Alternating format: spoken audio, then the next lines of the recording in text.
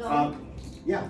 You just touched on a question I was gonna have. When Sure. do you have the price discussion with them? If you've never been to their house before, but you feel like you need to get a flavor of it before you can actually have a price discussion? Well, Where does that go? so here's the thing. So when I would, somebody has to go to the house, right? So I had agents that would actually physically go to the home. And they would say, well, Knolly, when are you coming out? Oh, I don't look at houses. What? You sold 100 and something houses last year. I saw this. Yeah, oh, you're talking about getting it sold. I thought you were talking about becoming, yeah, I meant you coming out. Oh, I see what you're saying. You're getting confused.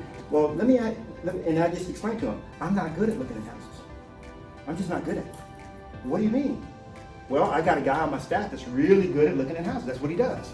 He'll check the pH level in the pool. He'll look at your shag carpet. He'll look at how many inches it is. I mean, he'll look at the kind of granite, level 1, 2, 3, 4. He knows all that stuff. I don't know anything about that. I know about getting your home sold. That's what you want, right? You want your home sold. Yeah, I want my home sold. That's what I'm good at. This guy's good at looking at houses. He'll be there tomorrow at 2 o'clock. That's what he does. He looks at houses. He's real good at it. Okay. All right, so Now that's your process, but. that was what I was doing. Now that's if you want to do 100 deals a year. You cannot do 100 deals a year yourself. You're going to have a team and you're going to have people. Okay. Nobody succeeds alone. You have to understand where you're weak and partner with others who are strong in those areas. That's how you succeed. Okay. J.C. Penney probably, I don't know if he ever sold a necktie. He might have. People don't walk into J.C. Penney. Where's J.C.? I want to talk to him personally. People don't walk into my organization and ask for me. They don't, because they don't care about. I get the personal touch. Nobody cares, guys. If I was to die today, you know, I'm not saying it will happen, but if it was, it wouldn't be 6 months before my clients would forget even my name. They'd say, hey, who was that guy? Remember that guy that sold our house last night? Oh yeah, I remember that dude.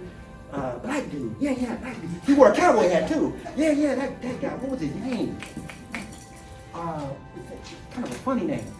People won't. 6 months, I'll be gone from this earth. People won't even remember my name. We have to get over ourselves. If you want to serve at a high level, now some of y'all don't. You want to do 20 deals a year, and that's good. That's a good living. 10 deals a year, 12. I was at a seminar one time.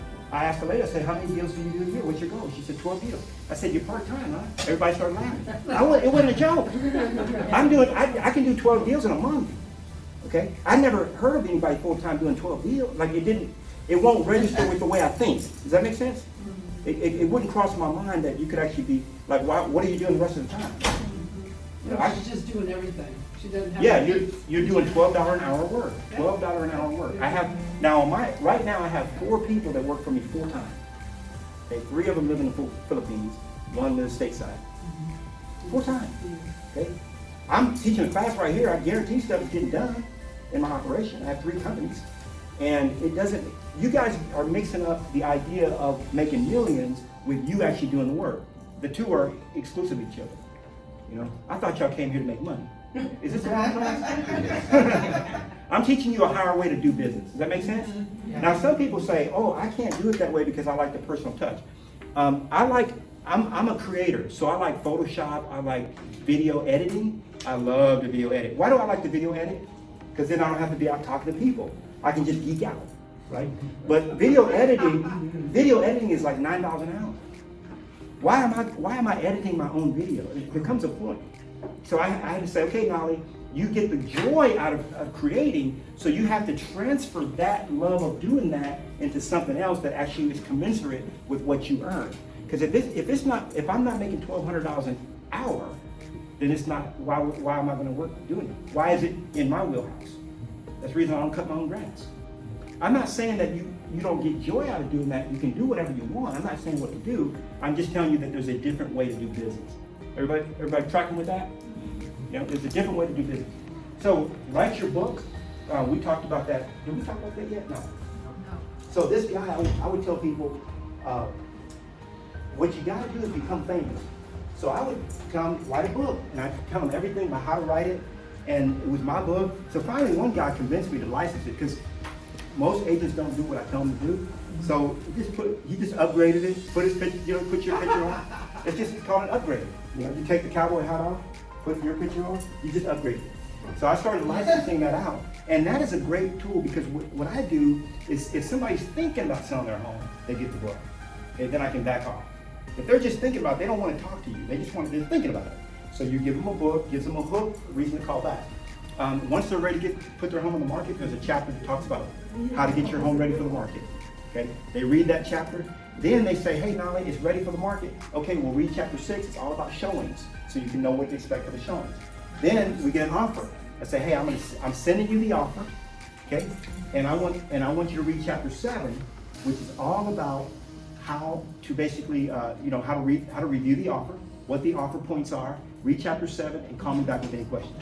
Here's the thing. When you go on a listing appointment, how much of what you say during the listing appointment do people remember? Not much.